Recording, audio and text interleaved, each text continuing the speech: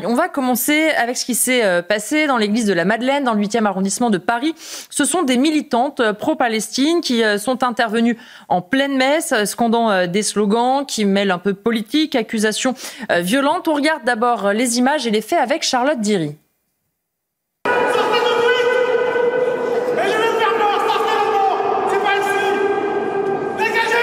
Une messe perturbée par des militantes pro-palestiniennes. Disséminées dans l'assemblée de l'église de la Madeleine, plusieurs femmes munies de kéfiers se sont mises à crier pour dénoncer la situation à Gaza. Des manifestantes très bien organisées, puisque selon le prêtre qui officiait, photographes et caméras étaient présents lors de cet incident. Elles étaient éparpillées un peu partout, ce qui veut dire qu'elles s'étaient installées de telle façon qu'on ne pouvait pas les repérer. Elles ont sorti au moment de la communion leur kéfier et puis leur banderole qui était sur leur corps. Elles n'avaient pas il n'y avait pas de drapeau, il n'y avait pas de banderole. Et puis, impossible de les faire taire. Une initiative qui, d'après Monseigneur Chauvet, n'a pas sa place au sein d'un édifice religieux. Nous sommes choqués. Moi, je pense que quand on est dans une église et qu'on perturbe le moment le plus important, c'est-à-dire la communion, c'est un non-respect de ce que vivent les fidèles. Et effectivement, ça peut être un blasphème. D'ailleurs, elle n'était pas chrétienne, donc elle ne savait pas ce qu'elle faisait. Peu de temps après cette intrusion, les forces de l'ordre sont arrivées sur place pour faire sortir les militantes. Le prêtre de la Madeleine, quant à lui, a annoncé qu'il allait porter plainte suite à cet incident. Bernard Cohen-Haddad, ces images, elles sont hallucinantes. C'est une messe qui se déroule le plus logiquement et naturellement du monde. C'est le moment de la communion. Et on voit bien aussi toute la préparation. C'est-à-dire, elles ont eu l'idée de ne pas forcément s'installer ensemble, de cacher dans un premier temps leur kéfier, de venir avec des personnes qui filment, qui prennent des photos. Tout ça, évidemment, pour les réseaux sociaux. Mais on ne comprend pas bien, en fait, le but, quel message, pourquoi elles font ça, en fait. C'est scandaleux, c'est inadmissible. Je ne comprends pas que, quelle que soit la cause, nous sommes en démocratie, nous sommes en période de paix, rien ne justifie l'intrusion de militants, parce que ce sont des militantes politiques, pour perturber un moment de recueillement, de paix, et qui est donné d'abord à Dieu. Quel que soit le lieu de culte, que ce soit une synagogue, que ce soit une église, ou tout simplement un autre lieu de culte. Ce n'est pas acceptable. On voit bien le mélange des genres. Ce type de fémènes vont au rebours de leur cause, mais on voit bien ce qu'elles cherchent. Elles ne cherchent pas la réalité. Elles ne cherchent pas tout simplement à parler de ce qui se passe à Gaza. Elles cherchent surtout à parler... Oui, parce qu'à la rigueur, ça ne serait pas le lieu. On est bien d'accord. Surtout, en plus, aujourd'hui, il y a peut-être d'autres combats beaucoup plus clairs à affirmer. Elles cherchent tout simplement à faire parler d'elles. Moi, ce qui me gêne sincèrement, c'est cette désacralisation d'un certain nombre d'endroits, ces valeurs que l'on piétine du pied. Moi, ça me choque beaucoup et ça met en à bas un certain nombre de valeurs qui sont tout simplement les valeurs de la paix. Parce que quoi qu'on dise, la religion, c'est d'abord le recueillement, la paix, la dévotion et la sagesse. Et justement, Naïma M. Fadel, pour poursuivre ce que disait Bernard Cohen-Haddad à l'instant, on se demande, est-ce que vraiment elles veulent servir une cause? Parce que dans ce cas-là, les crier dans une église, ce n'est peut-être pas la meilleure façon de le faire. Ou est-ce qu'elles souhaitent s'attaquer aussi à tout un tas de symboles qui font la France? C'est-à-dire que là, ce sont des militantes qui attaquent une messe. On a vu la vasque olympique aussi, où il y avait un slogan pour Gaza. On voit que chaque moment qui peut créer un moment de communion, aujourd'hui, est dérangé par une poignée ou plus de militants et de militantes. Moi, je suis assez d'accord avec vous. Je pense que, en fait, ce qu'ils veulent, c'est avant tout nuire à la République, c'est fracturer encore plus notre pays. On sait très bien qu'à partir du moment où ils se permettent de venir perturber un moment de communion, de dévotion, comme ça a été dit, un moment de recueillement, ils desserrent complètement la cause palestinienne. Donc, à mon avis, ils comptent aussi par leur militantisme, s'attaquer à ce qu'est la France, et notamment à fracturer encore plus. Et vous voyez, ce tact-là, ça peut aussi donner des idées à d'autres qui peuvent avoir envie de souiller d'autres lieux de culte et s'attaquer à d'autres cultes, comme dans une mosquée ou dans une synagogue. C'est extrêmement dangereux ce qui se passe et scandaleux. Et moi, j'espère, puisque apparemment le prêtre a porté plainte, on va l'entendre j'espère que ces personnes-là vont être poursuivies. Parce que si on ne les poursuit pas, eh bien, cela donnera des idées à d'autres et ça continuera.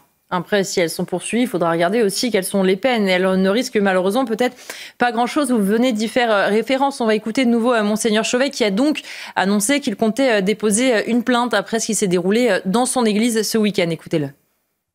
Je vais porter plainte parce que je pense que les églises ne sont pas des lieux d'abord politiques. On n'a pas à faire de la politique. Deuxièmement, je pense qu'on ne peut pas perturber un culte au moment où c'est justement un temps de silence, de recueillement. Et donc, ces personnes, j'allais dire, ont choqué. J'étais là surtout pour calmer certains fidèles qui étaient prêts naturellement à les disputer. Donc, tout s'est passé dans le calme. Mais il n'empêche que je ne peux pas accepter qu'on perturbe nos liturgies. Arnaud Klarsfeld, il dit « l'Église n'est pas un lieu politique » et il a raison, mais aujourd'hui on voit bien que ces militants font d'un concert, d'un moment d'union autour de la vasque olympique ou d'une messe, un lieu où imposer son discours politique. Ça peut être un lieu un peu politique, puisque le prêtre peut faire des sermons. Et dans le sermon, il peut parler des affaires temporelles qui se passent dans le pays ou ailleurs. Mais, vous l'avez dit, c'est pas légal de perturber ainsi, c'est pas bien, parce que les gens, ça offusque les croyants, mais c'est aussi totalement, profondément injuste, puisque le pape, qui est le chef de l'Église, a parlé pour la paix au Moyen-Orient, contre la guerre, pour la libération des otages. Je remarque qu'elle ne parle pas de la libération non plus des otages qui sont détenus dans des terribles conditions.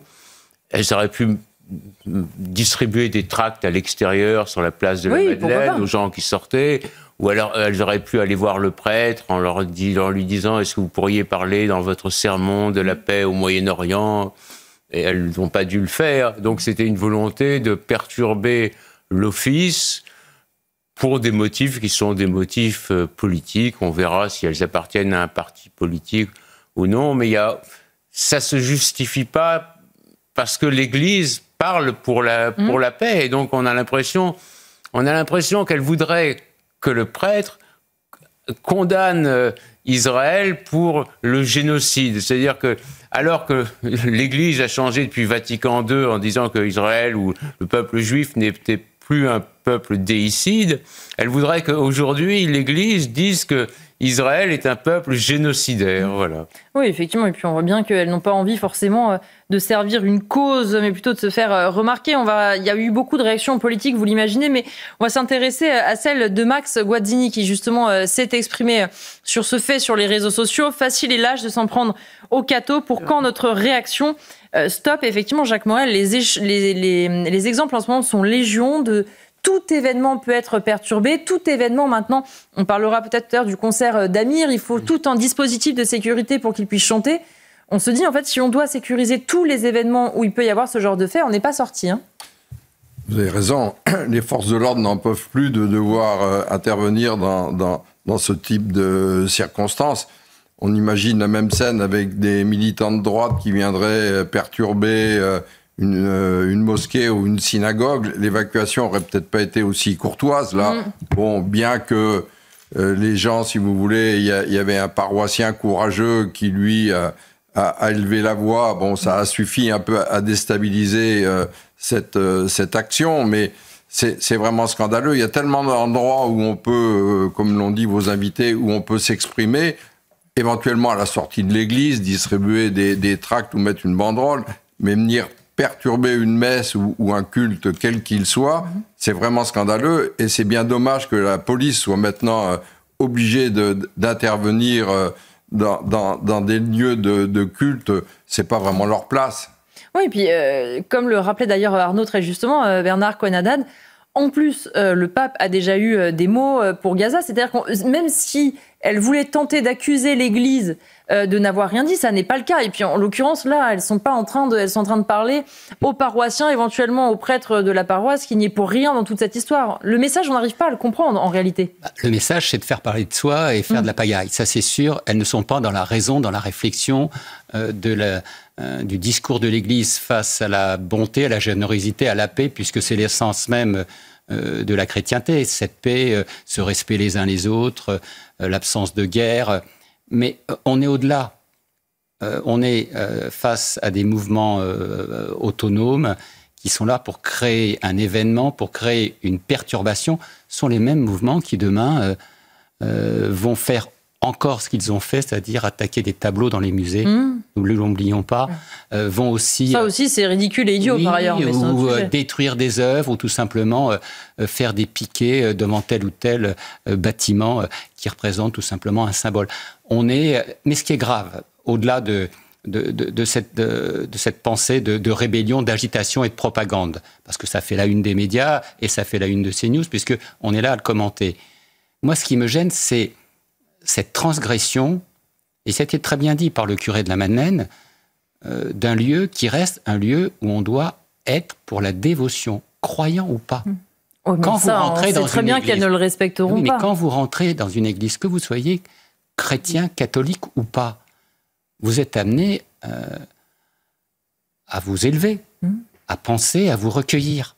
C'est ça, lorsqu'on rentre dans une... Et là, ils sont au cirque, ils sont là pour faire parler. Donc moi, je trouve que c'est extrêmement grave. On espère qu'il n'y aura pas une multiplication de ce type d'actes. Et on comprend l'énervement des fidèles qui n'étaient pas là pour assister à ce triste spectacle. Mais dans le même sens, dernier mot, Naïma, s'il vous plaît. Juste pour ajouter par rapport aux églises, on a vu justement dans l'actualité à plusieurs reprises des églises qui ont été saccagées, détruites, et encore récemment, des prêtres, comme vous le savez, qui ont été assassinés, etc. Donc l'église Notre-Dame-des-Champs. Oui, notamment l'église Notre-Dame-des-Champs. Oui. Mais je veux dire que le lieu de culte, l'église en elle-même, a été à plusieurs reprises, malheureusement, elle a fait l'objet d'attaques, assassinats, destructions, incendies, etc. Et ça doit aussi nous interroger. Et moi, je voudrais aussi rajouter quelque chose, c'est que ces gens-là, j'aurais bien voulu qu'effectivement, comme l'a dit Arnaud, qu'ils soient à la sortie de l'église, mais qu'ils interpellent aussi sur le massacre des Alaouites, le massacre des Druzes et le massacre des chrétiens d'Orient.